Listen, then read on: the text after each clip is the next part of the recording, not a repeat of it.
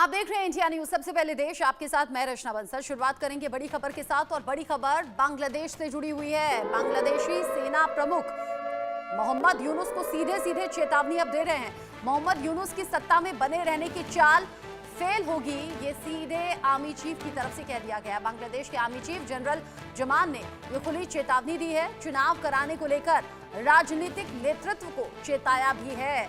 दरअसल अंतरिम सरकार में प्रमुख के तौर पर यूनुस को जिम्मेदारी जरूर दे दी गई, लेकिन जो हालात बांग्लादेश के हैं उससे ना तो छात्र नेता खुश हैं, ना वहां के लोग खुश हैं और ना ही सेना खुश है।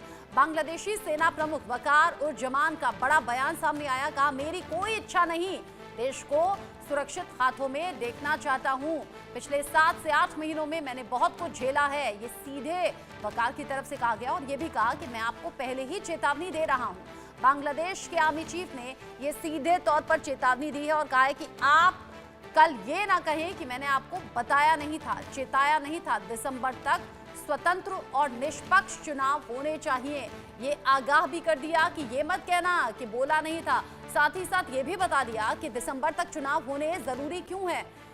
उम्मीदें बहुत सी मोहम्मद यूनुस से लगाए बैठे थे बांग्लादेश के लोग और साथ ही साथ बांग्लादेश की आर्मी भी, लेकिन उन उम्मीदों पर खरे नहीं उतरे हैं मोहम्मद यूनुस। और खरे नहीं उतरे तो फिर चौतरफा जो फजीहत हो रही है वो तो हो ही रही है। अब ऐसे में आर्मी चीफ ने ये कह दिया कि चेतावनी दे रहा हूं और वक्त रहते इन चीजों को समझें। देश को सुरक्षित हाथों में देखना चाहता हूं। 7-8 महीने में बहुत कुछ झेलने की बात कही है। संजीव श्रीवास्तव जी जुड़ गए हैं, विदेश मामलों के जानकार हैं। संजीव जी, बांग्लादेश के आर्मी चीफ कह रहे हैं 7-8 महीने में बहुत कुछ झेल लिया और अब देश को सुरक्षित हाथों में देखना चाहता हूं। लेकिन सवाल ये कि अभी तो फरवरी एंड चल रहा है, दिसंबर तक चुनाव अगर होंगे तब तक तो बहुत कुछ बिगड़ जाएगा। लेकिन हाँ, आर्मी चीफ ने चेतावनी वाले अंदाज में ये कहा है। क्या मोहम्मद यूनुस सुधर जाएंगे? क्या दिसंबर से पहले चुनाव हो जाएंगे? आशंकाएं क्या हैं? ये रचना जी, ये जो बांग्लादेश के आर्मी चीफ जनरल जमान का ये जो इंटरवेंशन है, ये बहुत ही सकारात्मक घटनाक्रम है।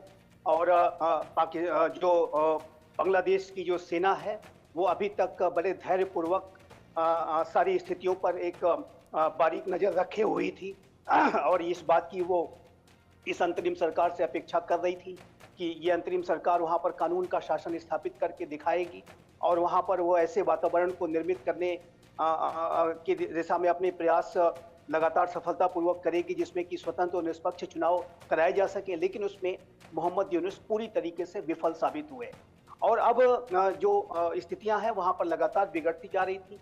और जिस तरीके से बांग्लादेश में जो कट्टरपंथी हैं अपने दबदबे को लगातार वो बढ़ाने की साजिशें रच रहे हैं, उसमें उनको लगातार सफलताएं मिल रही थी। ऐसे में जो बांग्लादेश के आर्मी चीफ का ये जो इंटरवेंशन है वो बहुत ही टाइमली और एक सटीक इंटरवेंशन है।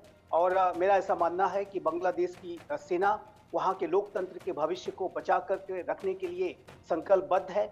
और बांग्लादेश में जो ये जिस तरीके से बांग्लादेश का उत्थान और विकास पहले होता रहा है, बांग्लादेश में एक लोकतांत्रिक जाहिर है की व्यवस्था थी और एक बांग्लादेश आर्थिक रूप से भी लगातार प्रगति कर रहा था शेख हसीना के कार्यकाल के दौरान और विकास के उच्चतर मापदंड हासिल किए थे। महिलाओं ने बहुत ही शानदार प्रगति की थी। वो सारी जो स्थितियां हैं वो बांग्लादेश में बहाल करने के लिए वहाँ की सेना संकल्पबद्ध नजर आती है। और उस सेना के चीफ के द्वारा अब कहा गया है कि आप इलेक्शंस को जल्द से जल्द कराएं और ये एक तरीके की एक चेतावनी भी है। और मोहम्मद यूनुस की सरकार को आप समझ लेना चाहिए कि यदि उन्होंने अब भी नहीं चेता तो फिर जाहिर है कि वहां पर सेना टेक ओवर भी कर सकती है और इस अंतरिम सरकार को बनाने में सेना का ही सबसे बड़ा योगदान था। रचना जी, एक बात बहुत स्पष्ट है, मोहम्मद यूनुस शायद इस बात को भूल गए कि जिस गद्दी पर वो अभी बैठे हुए हैं उस गद्दी पर उन्हें बैठाने में बांग्लादेश की सेना ने ही अपनी भूमिका को निभाते हुए, एक निष्पक्ष भूमिका को निभाते हुए एक अंतरिम सरकार बनाई थी और उसको एक दायित्व दिया गया था कि आप वहां पर कानून का शासन स्थापित करें। वो आप वहां पर हिंसा, अराजकता, उत्पात, लूटमार, अल्पसंख्यकों के ऊपर जो हमले हैं उसको रोकें।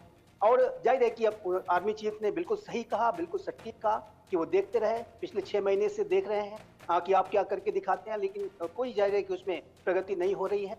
ऐसे में जाहिर है कि अगर इसी तरह की स्थितियां रही तो यहाँ पर सेना का जो इंटरवेंशन है और अधिक बढ़ेगा। लेकिन संजीव जी, पिछले दिनों खबर ऐसी भी सामने आई थी ना कि सेना भी 3 धड़ों में बटी हुई नजर आ रही है, इनके भी अलग अलग ग्रुप्स बढ़ गए हैं। अब अगर आर्मी चीफ ये कह रहे हैं कि 7-8 महीने में बहुत कुछ झेल लिया वक्त रहते ये मैं बता रहा हूं कि आगे चुनाव होने चाहिए, निष्पक्ष होने चाहिए, हालात सुधरने चाहिए और ये ना कहा जाए आगे कि मैंने चेताया नहीं था, बताया नहीं था। लेकिन सेना के चीफ की तरफ से बयान सामने आया, सेना जो अलग अलग हिस्सों में बटी हुई है उसका कोई असर होगा क्या?